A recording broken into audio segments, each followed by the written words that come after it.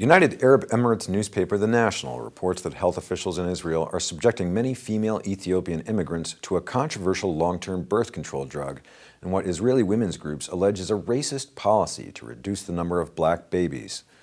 Use of the contraceptive Depo-Provera by Israeli doctors has risen threefold over the past few years. Figures show that 57% of Depo-Provera users in Israel are Ethiopian, even though the community accounts for less than 2% of the total population.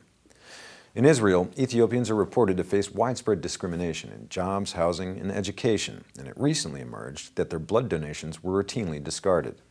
The widespread use of Depo-Provera in the Ethiopian community was discovered in 2008 when Rachel Mangoli, who runs a daycare center for Ethiopian children in Israel, observed that she had received only one new child in the previous 3 years.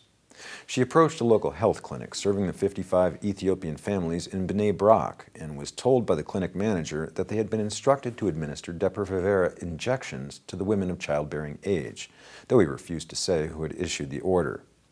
The contraceptive's reputation has been scandalized by its association with South Africa, where the apartheid government had used it, often coercively, to limit the fertility of black women.